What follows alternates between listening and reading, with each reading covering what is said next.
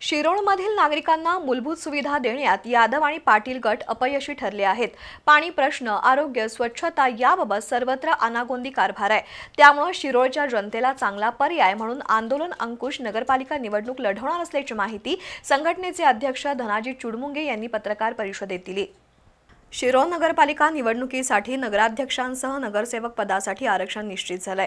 सत्ताधारी पाटील विरुद्ध यादव आघाडीत पारंपरिक लढत होतीये।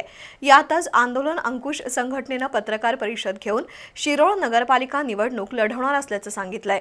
शिरोळ शहराच्या विकासासाठी आंदोलनाच्या माध्यमातून नगरपरिषद मंजूर करून आणली।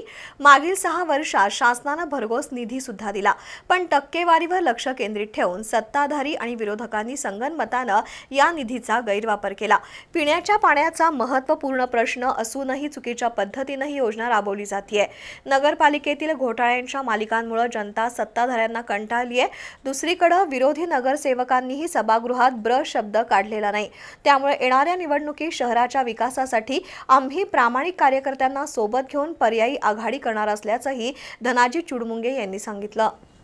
आणि फक्त पैसेवाल्यांचं, 2 नंबरवाल्यांचं आणि घराणेशाहीला जे बळ देणारा यांचं जे राजकारण आहे दोन्ही गटांचं, त्याला प्रामाणिक कार्यकर्त्याला, गरीबाला किंवा जो खरोखर सभागृहात येऊन लोकांच्यासाठी, गावाच्या हितासाठी काम करू वाटतंय, अशा लोकांना एक संधी देऊन चांगला पर्याय या जनतेसमोर ठेवायचा म्हणून आम्ही ही पर्यायी आघाडी म्हणून करतोय। तिसरी आघाडी नाही, ह्या सगळ्या प्रस्थापित व्यवस्थेला एक पर्याय म्हणून आम्ही लोकांना पण आतापर्यंत ऐकत आलोय की तुम्ही नुसतं आंदोलन करताय, घोटाळे झालं म्हणताय, घोटाळ्यांना तुम्ही चाप लावताय, त्यांना शासन करताय, पण तुम्ही सभागृहात का जात नाही असा लोकांचा एक कायमचा आमच्यावर आक्षेप असतो। पत्रकार परिषदेला राकेश जगदाळे, अक्षय पाटील, दीपक पाटील, भारत ढाले, अमर सावंत, महावीर कांबळे, पोपट राणे, संगपाळ यांच्यासह कार्यकर्ते उपस्थित होते।